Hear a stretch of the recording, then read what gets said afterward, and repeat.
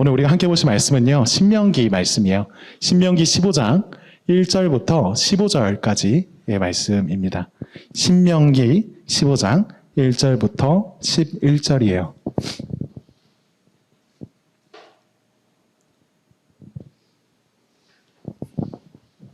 네, 다 찾으신 것 같네요. 제가 대신 읽어드리겠습니다. 오늘 우리에게 주신 하나님의 말씀을 들으십시오. 매 7년 끝에는 면제하라. 면제의 규례는 이러하니라. 그의 이웃에게 구워준 모든 체주는 그것을 면제하고 그의 이웃에게나 그의 형제에게 독촉하지 말지니 이는 여호와를 위하여 면제를 선포하였음이라. 이방인에게는 내가 독촉하려니와 네 형제에게 구워준 것은 내 손에서 면제하라. 네가 만일 내 하나님 여호와의 말씀만 듣고 내가 오늘 네게 내리는 그 명령을 다 지켜 행하면 내 하나님 여호와께서 내게 기업으로 주신 땅에서 내가 반드시 복을 받으리니 너희 중에 가난한 자가 없으리라. 내 하나님 여호와께서 네게 허락하신 대로 내게 복을 주시리니 내가 여러 나라에 구워줄지라도 너는 꾸지 아니하겠고 내가 여러 나라를 통치할지라도 너는 통치를 당하지 아니하리라.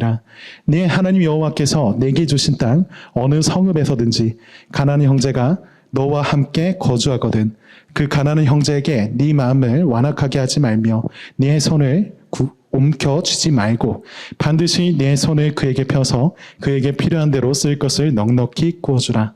삼가 너는 마음에 악한 생각을 품지 말라. 곧 이르기를 일곱째 해 면제년이 가까이 왔다 하고 내 궁핍한 형제를 악한 눈으로 바라보며 아무것도 주지 아니하면 그가 너를 여호와께 호소하리니 그것이 내게 죄가 되리라. 너는 반드시 그에게 줄 것이요 줄 때에는 아끼는 마음을 품지 말 것이니라.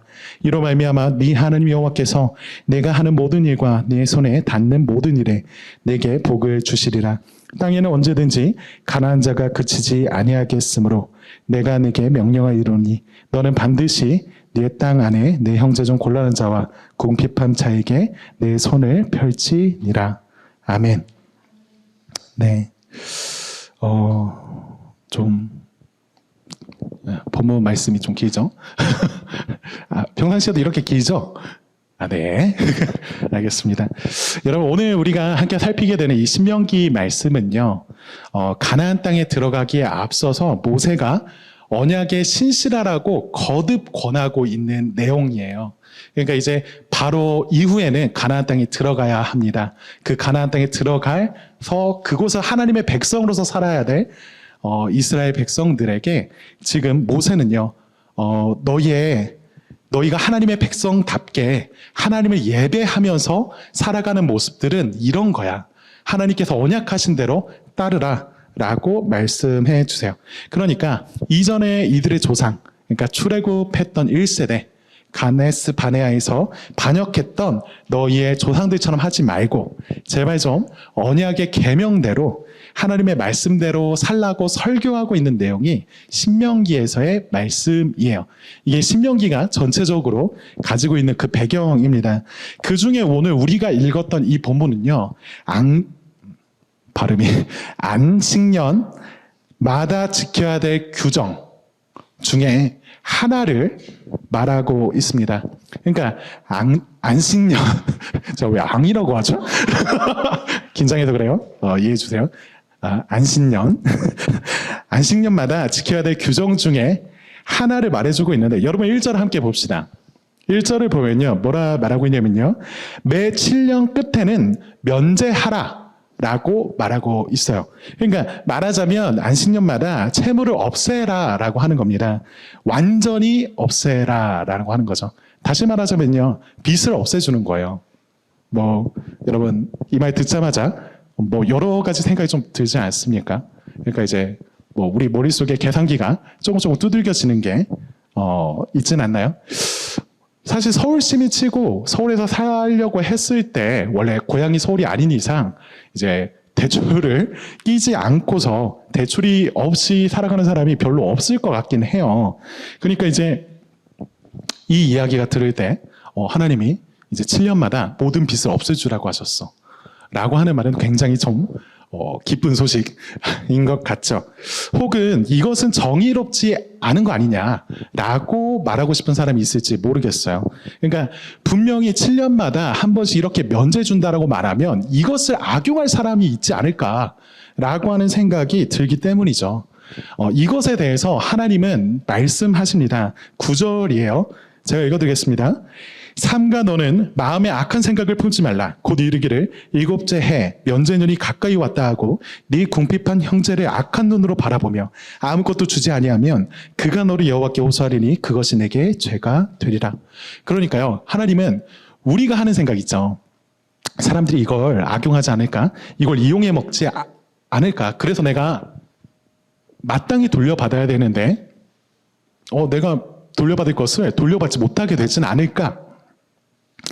그렇게 생각함으로써 우리가 상대에게 주는 것을 아까워하거나 혹은 인색하게 구는 것에 대해서 하나님은 그것이 악한 마음이라고 얘기하세요.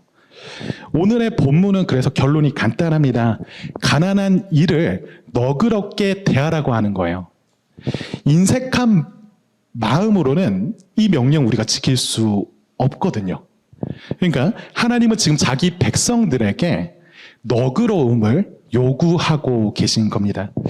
사실 이 너그러움을 요구한다라고 하는 게 너무 어려워요. 이 자체가 어렵습니다. 왜냐하면 우리가 읽었던 4절과 5절 말씀에서 하나님 분명히 이렇게 말씀하셨어요. 하나님 말씀만 듣고 잘 지키면 반드시 복을 받게 될 것이고 그 땅에는 가난한 사람이 하나도 없게 될 것이다 라고 말씀하셨죠. 이건 뭡니까? 하나님께서 우리를 통하여서 이루고자 하시는 이상이죠. 하나님 분명히 이것을 우리에게 주고 싶어 하세요. 그런데 우리가 보는 것은 무엇이에요? 우리의 이 현실, 우리가 보고 있는 이 세상에서의 모습은 그와 같지 않은 것을 우리는 경험한다라고 하는 거죠. 11절에서 그래서 이렇게 말씀하십니다. 땅에서는 언제든지 가난한 자가 그치지 않을 것이야 라고 하는 그 현실을 다시 한번 말씀해 주시죠. 왜 그럴까요? 이 이상이 너무나 분명하고 하나님께서 원하시는 바이고 이를 위해서 우리에게 필요한 것들 다 공급해 주셨지만 우리 자신이 이 명령을 지키는 데 있어서 뭔가 문제가 있기 때문이죠.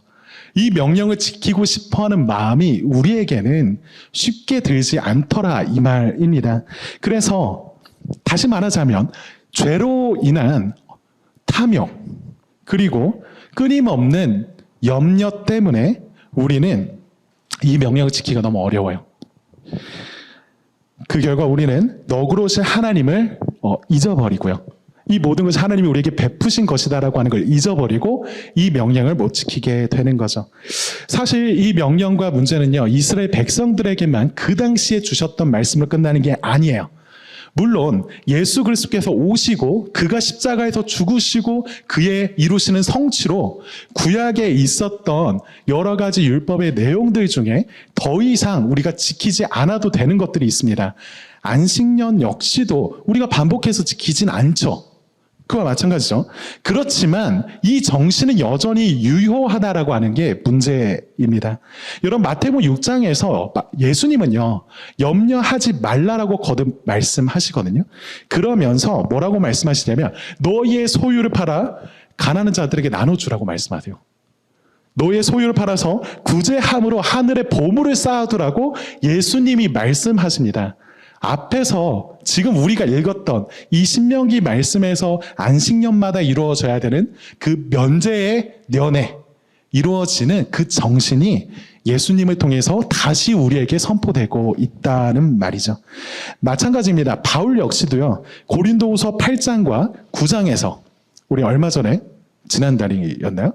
그 매일 묵상하면서 이 본문 줄기차게 좀 묵상했죠. 계속 맨날 헌금해라 헌금해라 하는 말씀 여러분 들으셨을 겁니다. 거기서 바울이 뭐라고 말해요?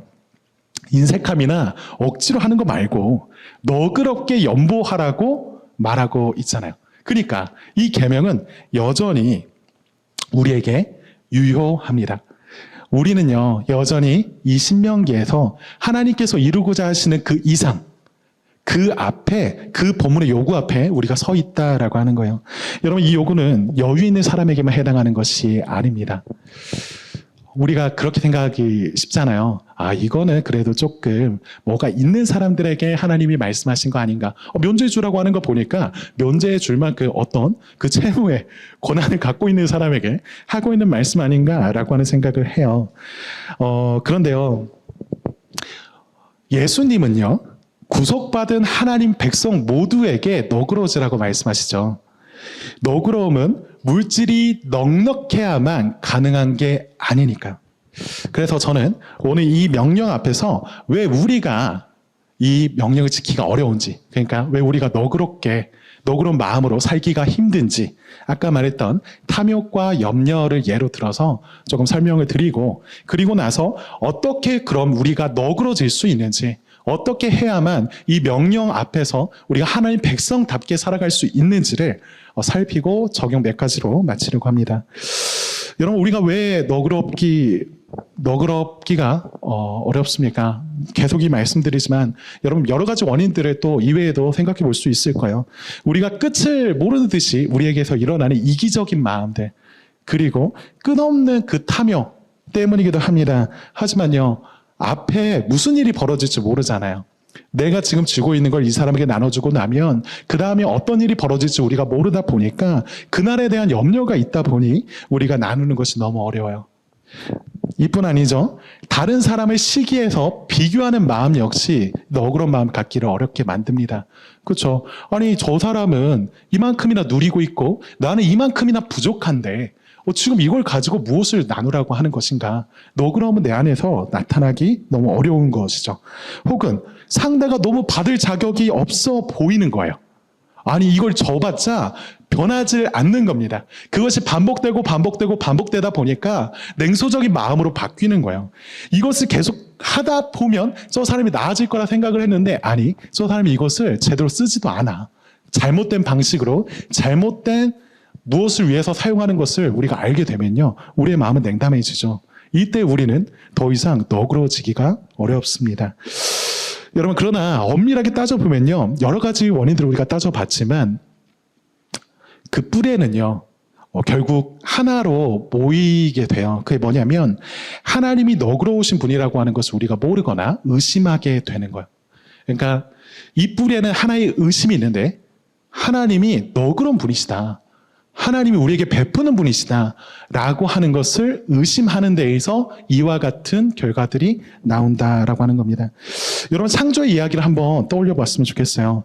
아담과 하와가 살았던 에덴 동산이라고 하는 곳 있죠. 그 에덴은 어떤 곳이었나요? 여러분, 에덴 하면 어떤 느낌 듭니까? 하나님이 선악과 놓고 막 유혹하는 곳. 이런 거 아니라고 하는 거 여러분 이미 아실 거예요. 에덴은요, 풍요로운 곳이었어요.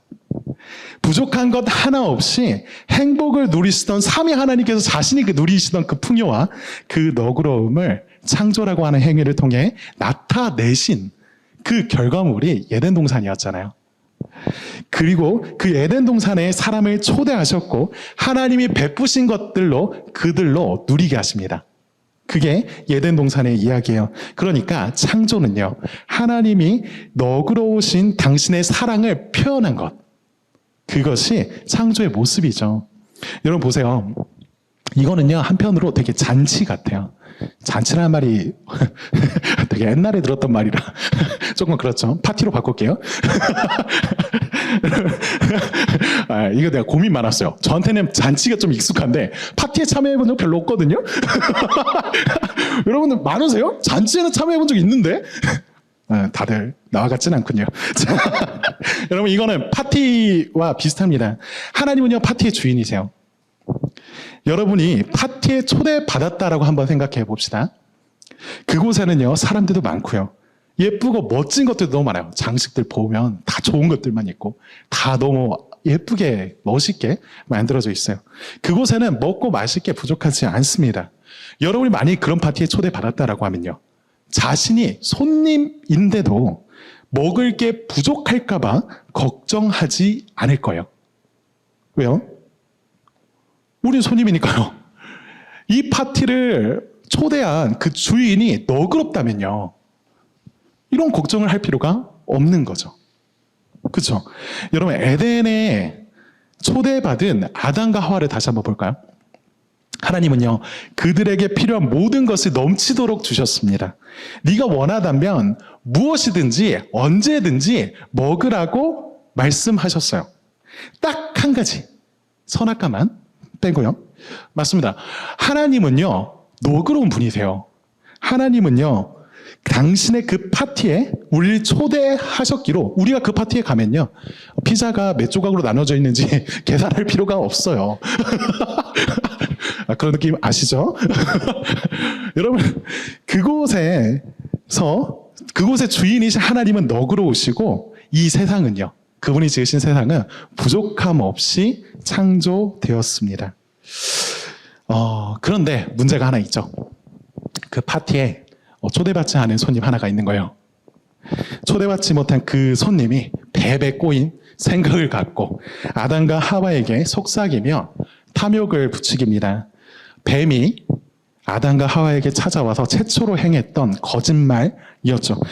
그때 뭐라고 말했는지 기억하시나요? 뱀이 이렇게 말해요. 야, 너희가 그걸 먹으면, 하나님이 선악과를 너희에게 안 주신 이유는 이것인데, 너희가 그걸 먹으면 너네가 하나님같이 될까봐 먹지 말라는 거야. 다시 말하면요, 이런 말이에요.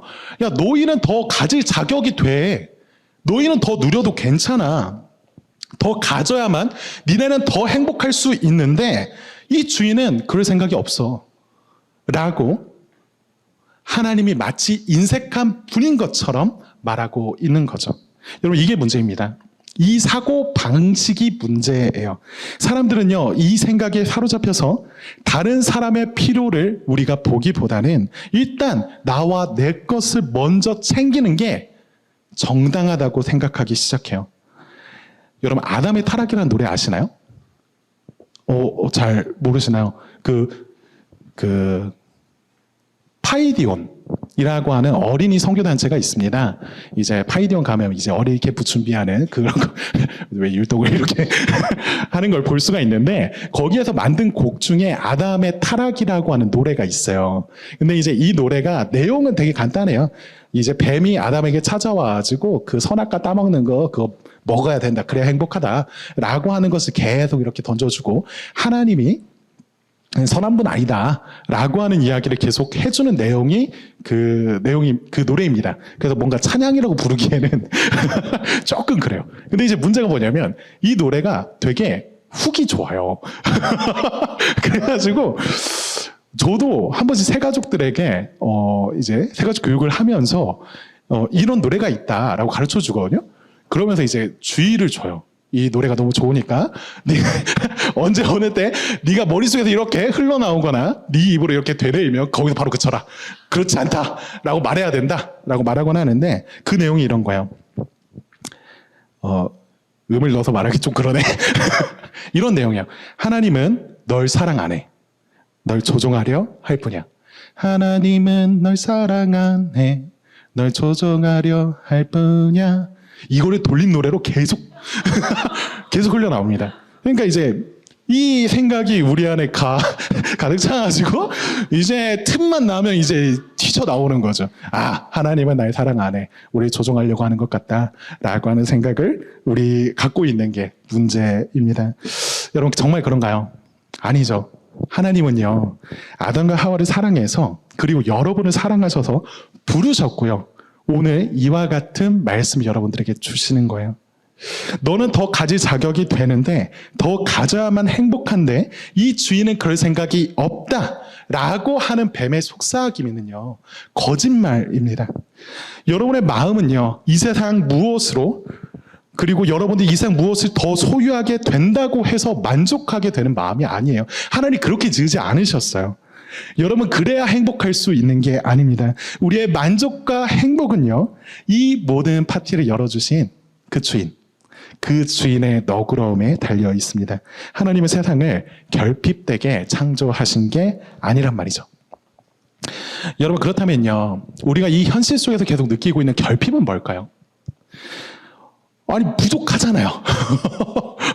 아니, 그냥 단순히 생각해도 부족한데, 아니, 이 결핍,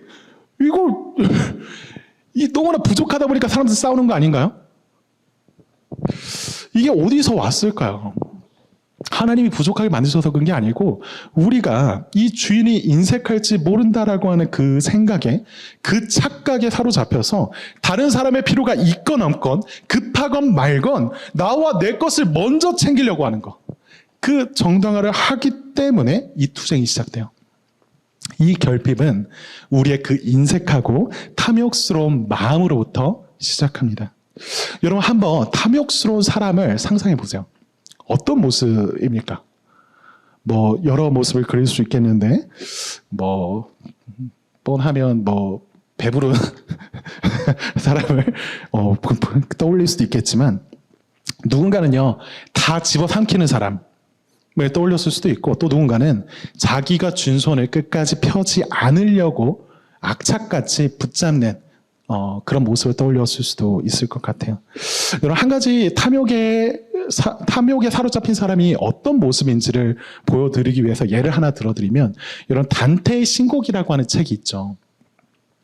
14세기 초에 이탈리아의 작가 단테 알레기에리가 쓴 문학 작품이 이 신곡인데 내용이 그런 거예요. 로마의 최고의 시인이라고 불리는 베르길리우스 그리고 단테가 짝사랑했던 여인 그 베아트리체의 인도를 받아서 지옥과 연옥과 그리고 이제 천국 그러니까 이제 사후세계를 돌아다녔다. 그리고 그거에 대해서 노래하는 내용이 이 신곡에 다 담겨져 있는 내용이거든요. 근데 이제 특히 우리가 오늘 지금 살펴보려고 하는 지옥편 그 단테가 갔던 곳 중에 첫 번째로 살피게 되는 그 지옥편에는 되게 현실을 풍자하는 내용들이 되게 많이 나와요. 그래서 이제 거기서 나타나는 모습들 보면 이 사람이 누구를 가리키는 건데 당시 사람들이라면 충분히 알아볼 만큼 풍자적으로 그려져 있습니다. 그런데 그 단테가 탐욕의 죄인들이 모여 있는 지옥이라고 하는 그 네 번째 고리에 도착했을 때 그러니까 이제 입구를 포함해서 9가지 단계의 지옥으로 단테가 소개를 하거든요. 근데 그 중에 네 번째 고리에 도착했을 때 단테는요 2종류의 사람을 봅니다. 이들은 어떤 모습으로 있었냐면 모두 다 가슴으로 무거운 짐을 서로에게 밀고 있는 거예요. 무슨 돌덩이 같은 것들을 가슴으로 밀면서 서로를 조롱하고 모욕하고 있는 모습을 단테는 보았습니다. 그러면서 서로가 이렇게 외치는 거예요. 뭐라고 조롱하냐면 야, 왜 그렇게 모이기만 하는 거냐? 그거 모아서 뭐 할래? 그리고 한쪽은 이렇게 얘기합니다. 야, 너는 왜 그렇게 써대기만 하냐? 여러분 이해되시나요? 한쪽은요 마치 스크루지와 같은 구두쇠들입니다. 그런데 다른 한쪽은요 낭비하고 사치를 부리는 사람들이에요. 그러니까 단테는요 이 낭비하는 쪽을 두고 이제 뭐 대머리들, 저 대머리들은 어디에서 왔습니까? 이런 얘기 하거든요. 되게 막 모욕적인 것처럼 표현을 하는데 사실 당시에 머리를 일부러 깎아서 있었던 사람들이 있어요. 이제 교황들과 이제 추기경들 혹은 이런 사제들을 가리키죠. 그러니까 이제 그런 것들을 꼬집어서 이걸 말하는데 어찌됐건 단테는요 지금 이 두 부류의 사람들을 보여주면서 겉보기에 이 두 그룹은 달라 보이지만 한쪽은 너무나 인색하고 한쪽은 너무나 낭비스럽잖아요. 그렇지만 이 둘 다 탐욕에 사로잡혀 있는 사람이라고 표현하고 있는 거예요. 그러니까 서로를 향해서 계속 밀면서 서로를 모욕하고 있죠. 여러분 우리가 다른 사람의 필요가 있어도 우리가 아낀다고 쥔 손을 펴지 못하면요 그것은 우리가 탐욕에 사로잡혀 있는 징후일 수도 있어요. 오늘 우리가 읽었던 본문 7절을 한번 같이 볼까요? 보면요 가난한 자에게 손을 움켜쥐지 말고 펴라고 말씀하시죠. 그죠? 여기서 손을 움키지 말고 펴라, 손을 펴다 라고 하는 말은요 우리가 아까 처음 읽었던 1절 제 7년 7번째 해에는 면제하라 라고 했던 그 면제하라 라고 하는 그 단어를요 그 히브리어 단어를 문자적으로 번역하면 손을 놓아라, 손을 펴라와 같습니다. 그러니까 앞서 1절에서 6절이 말하고 있었던 사람은요 단순히 빚진 사람이 아니라 가난한 사람을 얘기를 해요. 가난에 빠져서 이 빚을 해결할 수 없는 사람을 면제해 주라고 말씀하시는 거죠. 그와 동시에 7절부터 11절에서 가난한 자에게 베풀어라, 내 손을 펴라 라고 말씀할 때는 그 가난한 형제가 필요한 모든 것을 꾸어주기를 꺼리지 말아라, 같은 맥락에서 지금 얘기하고 있다라고 하는 겁니다. 여러분, 탐욕의 죄는요, 우리로 다른 사람들이 무엇이 필요하건 그렇지 않건, 그들이 상처를 입건 그렇지 말건 우리로 하여금 주신 것을 포기하지 못하게 만듭니다. 만일 우리가 가진 것과 자신의 삶을 두고서 자주 모자라다 불평하고 있다면요, 아까 말한 것처럼요, 우리가 그 탐욕이라는 죄에 빠져 있는 걸 수도 있어요. 여러분, 지금 말하고 있는 것들을 꼭 경제적으로만 생각하지 않아도 괜찮아요. 왜냐하면 가난한 사람에게 필요한 것은 단순히 돈만이 아닙니다. 그렇죠. 오늘 본문이 얘기하고 있는 것은 분명하게 그 물질적인 것들을 얘기하고 있긴 하지만 여러분 아시잖아요. 돈이 없으면 어떻게 됩니까? 자는 시간 줄여야 돼요.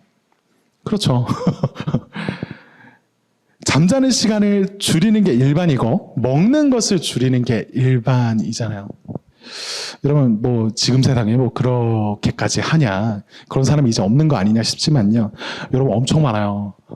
이게 다른 데서 얘기하는 게 아니고 제가 지난주에도 이런 친구들이 저희 교회에 너무 많아서 너무 답답한 거예요. 뭐 어디서부터 손대야 돼? 뭐 어떻게 해야 돼? 라고 하는 걱정이 너무 들었습니다. 그럼 그뿐인가요? 지식이라고 하는 것도 그래요. 혹은 정서적인 빈곤은 어때요? 혹은요, 육체적으로 연약한 사람들. 이건 어떻게 생각하십니까? 돈과 달리 나눌 수 있는 게 이건 아니다라고 생각하시나요? 아니죠. 그게 아니라 사람들이 손에 꽉 쥐고 있는 것은 물질말이 아니라는 거예요. 혹여 우리가 시간을 쥐고 있는 건 아닐까요? 여러분, 이런 건 계속 들으면요, 이런 생각이 자꾸 들어요, 우리 안에. 알겠는데 조금 더 여유 있을 때 조금 더 여유 있는 사람에게 말씀해 주십시오. 저는 그러면 손을 벌려 받겠습니다. 라고 하고 생각을 하죠. 여러분, 아까 전에 시기라고 하는 말을 잠깐 했죠. 우리가 다른 사람들과 비교하면서 내가 가진 것이 모자라서 저 사람을 질투하고 시기하는 그때에 그런 마음이 우리 안에 있기 때문에 우리가 아무것도 못하고 있는 건지도 몰라요. 저 사람 그래도 다른 부분에서 나보다는 나은데, 저 사람만큼만은 아니어도 다른 사람들에 비하면 나도 아직 모자란데, 그거 어떻게 합니까? 여러분, 탐욕은요, 우리의 눈을 가리고 우리로 시기하게 만들어요. 너그러이 베푸시는 분을 잊고 보이는 것이 전부라고 여겨서 나누고 싶지 않게 만드는 게 이런 결과입니다. 여러분, 이것만이 아니죠. 탐욕이라는 것은 우리 안에서 분노와 또한 경멸과 함께 찾아오기도 합니다. 그러니까 저 사람이 잘못 살았기 때문에 지금 쪽골로 살고 있는 거 아니냐 라고 하는 생각이죠.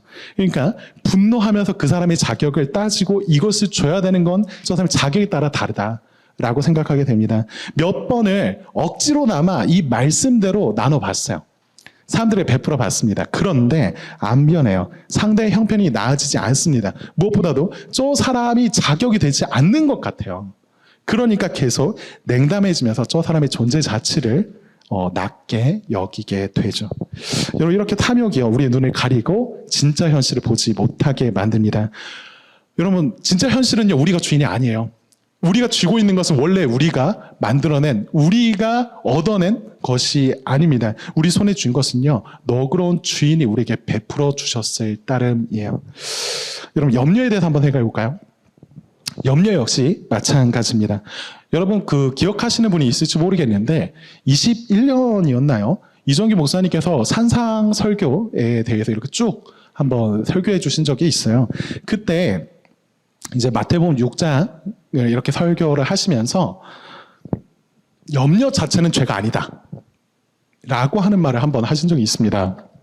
당시에 왜 염려가 죄가 아니지? 라는 생각을 저도 했는데, 근데 이제 고린도전서 12장 25절 이런 말씀을 보면 너희가 공동체를 서로 돌봐라 라고 하는 말씀이 나오거든요. 근데 거기에서 사용되는 돌보라고 하는 단어와 염려하다라고 하는 단어가 같은 단어예요. 그러니까 단순히 우리는 앞날을 걱정하고 염려하는 것만이 아니라 같은 식으로 우리 다른 사람, 내가 사랑하는 누군가의 형편을 살피면서 염려할 수 있고 돌볼 수 있는 거죠. 그렇죠. 그렇기 때문에 이 염려 자체가 죄이냐라고 했을 땐 그렇지 않다라고 말할 수 있습니다. 그럼 왜 염려를 하지 말아야 한다고 예수님은 말씀하셨죠? 여러분, 우리 중에 염려가 좋아서 하는 사람 없잖아요. 그렇죠? 예수님이 염려하지 말라라고 말씀하신 것은요, 염려가 하나님 아닌 다른 것을 하나님보다 우선되게 만들기 때문에 그렇습니다. 다시 한번 말씀드릴게요. 염려 자체는 죄가 아니에요. 그런데 이 염려를 우리가 따라가다 보면 하나님보다 우선되는 게 생겨요. 하나님보다 먼저 보이는 게 생겨요. 이게 더 중요한 것처럼 느껴집니다. 그러면 이 염려는요, 우리를 우상숭배하게 만든다라고 하는 거예요. 그래서 예수님은 이것을 그치라라고 말씀하시죠. 앞서 얘기했던 너그러우신 하나님과 그의 선물들을 잊게 만드니까요.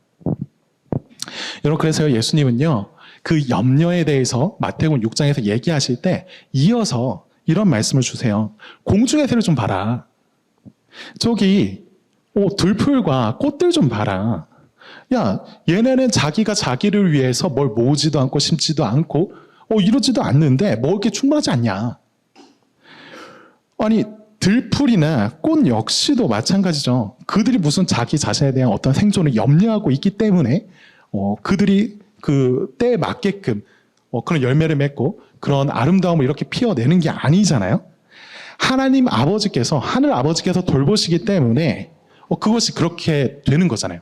예수님은 이런 얘기들을 우리에게 들려주시면서 하늘 아버지께서 우리에게 돌보시니까 너희도 염려하지 말고 그렇게 살아야 된다라고 말씀하십니다. 이런 만나를 한번 생각해 보시면 좋겠어요. 만나. 여러분, 만나는요, 출애굽한 이스라엘 백성들에게 먹을 것을 하나님께 공급해 주신 거잖아요. 근데 만나를 주실 때 특이하게 좀 조건을 거십니다. 말하자면 이제 야, 이거 너희 가져갈 때 그날의 것만 취하라고 말씀하세요. 너희 가족이 함께 그날에 먹을 것만 가져가고 그 이상 가져가게 되면 그것이 썩어 문드러지게 합니다. 그러니까 더 못 먹게 만드세요. 하나님께서 단순히 이스라엘을 먹이려고 이런 만나의 기적이나 이 일을 베푸셨다라고 하는 건 사실 이런 방식이 아니어도 됩니다. 그렇잖아요. 그냥 뭘 안 줘도 배부르게 만들면 되지 않을까요? 혹은 그냥 계속 먹을 수 있도록 뭘 주셔도 되잖아요. 그런데 그날만 먹고 내일의 것을 주시지 않았다라고 하는 것은요, 하나님이 그들의 사고방식을 훈련시키고 싶은 거예요. 알지 못할 미래와 내일을 걱정하는 염려, 그런 염려를 가진 우리로 그런 걱정을 할 필요 없다. 너를 먹이고 살게 하는 것은 이 양식이 아니라 나야. 염려하지 마라. 지금 하나님께서는요, 만나를 그날의 것을 취하게 하심으로써 이스라엘 백성들에게 더 좋은 양식을 주고 계신 거예요. 더 좋은 것을 주고 싶어 하시죠. 만약에 그들이 그냥 이거 하나님이 주셨다라고 하는 것으로만 끝났다라면요, 그들은 하나님이 얼마나 너그럽고 신실하게 베풀어 주시는 분이신지에 대해서 알지 못했습니다. 그런 하나님을 만나지 못하는 거예요. 그런 하나님을 체험하라고 이런 말씀을 주셨던 거죠. 여러분, 그렇게 이런 예들을 생각해 보면 우리는 우리 안에서 이제 들게 되는, 어쩔 수 없이 찾아오게 되는 그 염려가 있을 때 그 염려에 우리 자신을 맡기면 안 된다라고 말할 수 있어요. 여러분, 염려는요, 우리가 모든 것을 통제해야 할 것처럼 우리의 생각을 움직입니다. 그렇지만 우리가 할 수 있는 건 극히 일부죠. 답이 없어요. 하나님이 주인이시고 하나님이 공급자라고 하는 사실, 그분이 새와 들풀과 꽃들을 아끼시고 돌보신다면 당신의 자녀는 얼마나 더욱 그럴까요? 이것이 우리가 기대해야 될 부분인 겁니다. 여러분, 지금까지 우리가요, 너그러움을 요구하시는 하나님의 이 말씀이 우리에게 왜 어려운가라고 하는 것을 우리의 탐욕과 그리고 우리의 염려에 대한 이야기로 좀 얘기를 나눴어요. 그런데 이제 마지막으로 그렇다면 우리가 어떻게 탐욕과 이런 염려들을 다 없애버리고 너그러워질 수 있을까라고 하는 부분을 생각해 봅시다. 여러분 방금 얘기했던 것처럼 이런 탐욕의 죄에 빠지면 안 되고 이런 염려에 우리 자신 맡기면 안 된다라고 하는 거 이제 알겠죠. 알겠는데 그렇게 잘 안 되잖아요. 마음대로 잘 안 됩니다. 앞으로 우리가 잘 해보자, 잘해야겠다라고 하는 결심하는 것만으로는 잘 안 돼요. 우리는요, 가나안에 들어간 이스라엘 백성들, 그러니까 지금 오늘 신명기 말씀은 가나안에 들어가기 전에 이스라엘에게 주는 말씀이었잖아요. 얘네들이 가서 어떻게 살았는지를 알고 있어요. 가나안에 들어간 이스라엘 백성은요, 이 말씀을 지키지 못합니다. 지킬 생각이 전혀 안 보여요. 이스라엘 역사상 안식년이라고 하는 그 규례는요, 제대로 지켜진 적이 하나도 없어 보이는 게 성경의 이야기입니다. 여러분, 그러니까 아까 전에 하나님이 11절 말씀에서 그러나 여전히 땅에 가난한 자가 그치지 않을 것이다 라고 말한 게 참이죠. 결론은요, 이겁니다. 우리 이 명령에 대한 반응을 우리가 지키겠다 결심하는 것은 이거 안 된다라고 하는 거예요. 그럼 우리가 이것을 어떻게 행할 수 있느냐? 그리스도를 보며 하나님이 너그러우신 분이라고 하는 걸 깨닫게 되는 것.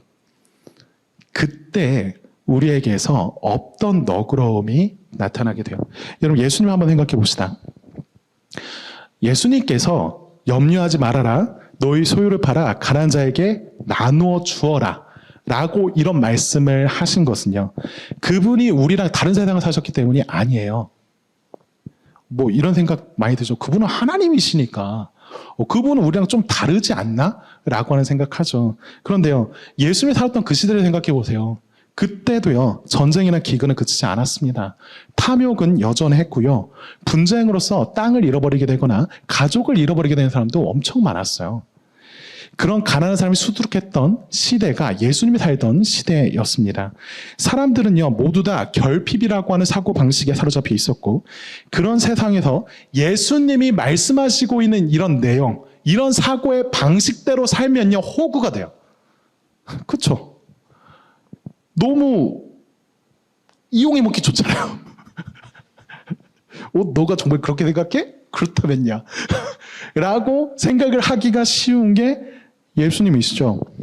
예수님은 늘 너그러우신 하나님을 확신하며 사셨기에 너그러울 수 있었고, 그렇게 사람들로부터 이용당하다 버림받으셨습니다.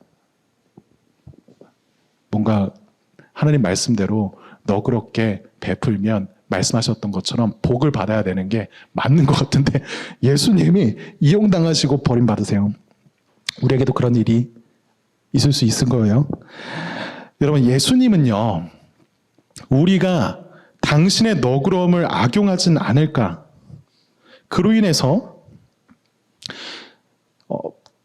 너무나 당연하고 너무나 마땅한 자신의 목을 잃어버릴까 걱정하지 않으셨습니다. 여러분, 사실 우리는요, 그런 마음으로 가득 차 있잖아요. 아니, 이 하나님의 말씀대로 우리에게 빚진 자의 빚을 면제해 버리면 이걸 악용할 사람들이 나타날까봐 우리가 잃어버리게 되고, 우리가 너무 호구 잡힐까봐, 우리가 남는 게 하나도 없을까봐 걱정하잖아요. 그런데 사실 우리는 그런 마음으로 가득 차 있는데, 그래서 틈만 나면 줄인 척을 하고 콩고물이라도 떨어질까봐 예수님을 따라다니기도 하는데, 예수님은 그런 우리를 아시면서도 선한 눈으로 바라보시며 아낌없이 모든 것을 주셨죠. 여러분, 예수님은 이대로 둔다면 땅은 언제든지 가난한 자가 그치지 않을 거라고 하는 걸 아셨습니다. 그리고 그것을 참고 견딜 수가 없었던 예수님은요, 당신의 손을 펴시고 그 손을 십자가에 못 박으세요. 이게 그리스도가 이 땅에 오신 이유입니다. 그를 보내신 하나님 아버지의 너그러우신 사랑을 나타내시는 거죠. 여러분, 우리가 어떻게 하나님이 너그럽다라고, 하나님 우리에게 부족하지 않게 주셨다라고 말할 수 있을까요? 어떻게 해야 그분이 너그러우시다라고 하는 걸 이 예수님을 보면서 이보다도 더 완벽하고 분명하게 보여줄 수 있을까요? 여러분, 바울은 말합니다. 고린도후서 8장 9절이에요. 우리 주 예수 그리스도의 은혜를 너희가 알거니와 부요하신 이로써 너희를 위하여 가난하게 되심은 그의 가난함으로 말미암아 너희를 부요하게 하려 하심이라. 복음의 은혜는요, 우리가 행복을 붙잡겠다, 꼭 쥔 손을 놓아도 괜찮다라고 말해줍니다. 여러분, 더 붙들지 않아도 괜찮아요. 내게 있는 모든 것은 본디 내 것이 아니라 다 하나님께서 은혜로 주신 것들이니까요. 자격 없는 자들에게 후히 베푸신 이 은혜를 경험한다면요, 우리는 복음 안에서 나눌 수 있게 됩니다. 나누게 돼요. 오늘 이스라엘에게 주셨던 그 이상이 이루어지는 거죠. 이 땅에 하나님의 나라가 예수 그리스도 행하신 일로 임하는 겁니다. 여러분, 존 파이퍼 목사님 아시죠? 그 존 파이퍼 목사님이 운영하시는 홈페이지가 하나 있어요. 그게 뭐 디자이어링 갓이라고 하는 홈페이지가 있는데, 그 홈페이지의 그 편집장인 마샬 시걸이라고 하는 분이 계십니다. 이제 뭐 아직 결혼하지 않은 당신에게 뭐 이런 책, 그대에게인가? 뭐 이런 책도 여러분 읽어보셨을 텐데, 근데 이분이 이렇게 말해요. 야심찬 너그러움은 하나님의 너그러우심에 경외감을 느끼는 사람들의 상상력과 주머니에서 자란다. 다시 읽어드릴게요. 야심찬 너그러움은 하나님의 너그러우심에 경외감을 느끼는 사람들의 상상력과 주머니에서 자란다. 여러분, 하나님이요, 그리스도를 우리에게 주심으로써, 그리고 그 그리스도와 더불어 우리에게 주시는 것들을 하나하나 생각해 봅시다. 우리는 결코 그분이 우리에게 무엇을 주셨고 무엇을 주시지 않으셨는지에 대해서 그분이 주신 선물을 다 계산할 수도 잴 수도 없을 거예요. 여러분, 두 가지 적용만 하고 마치겠습니다. 첫 번째는요,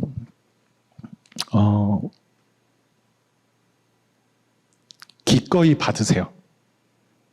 무슨 말이냐면 이런 겁니다. 여러분, 선물을 받지 않으려는 것은요, 일명 우리가 주도권을 내주고 싶지 않기 때문에 그러기도 하거든요. 우리에게 필요가 있고, 우리가 그 필요에 따라서 그 필요를 채우는 데 있어서 우리의 무엇으로 그 필요를 채울 수가 없다면,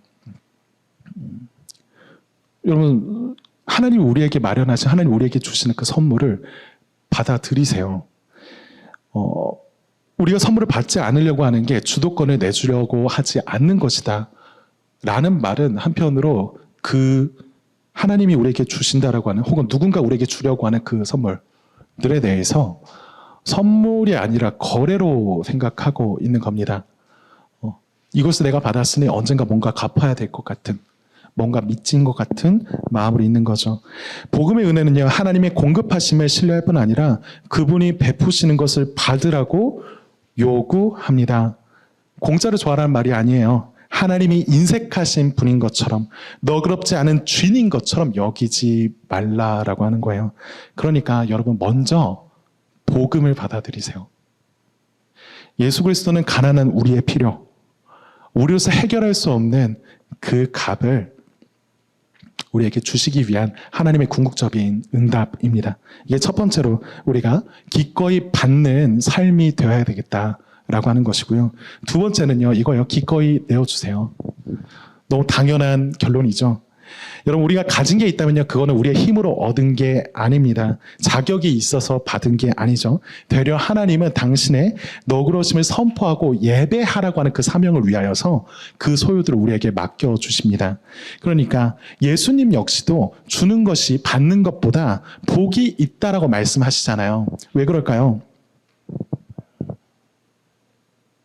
히브리서 10장 34절 말씀 읽어드릴게요. 너희가 갇힌 자를 동정하고 너희 소유를 빼앗기는 것도 기쁘게 당한 것은 더 낫고 영원한 소유가 있는 줄 알미라.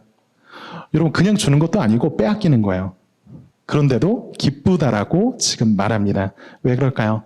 더 낫고 영원한 소유가 있기 때문이죠. 우리가 그리스도를 얻었다면요, 우리의 손에 쥔 것을 놓아도 괜찮다라고 하는 말입니다.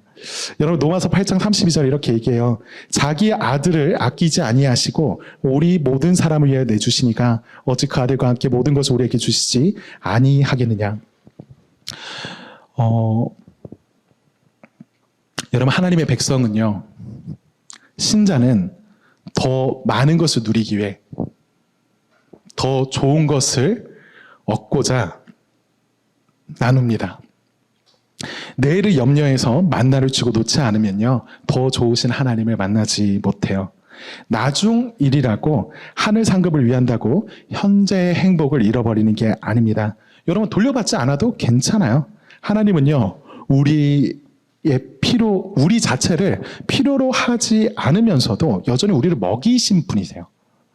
그렇다면 그리스도가 우리에게 자기 자신을 주신 건 장래에 어떤 자신이 얻어내고자 하는 무엇을 위한 거래나 어떤 보험, 그런 게 아니죠. 그분은요, 우리에게 너그러우신 아버지를 선물하고 싶은 거예요.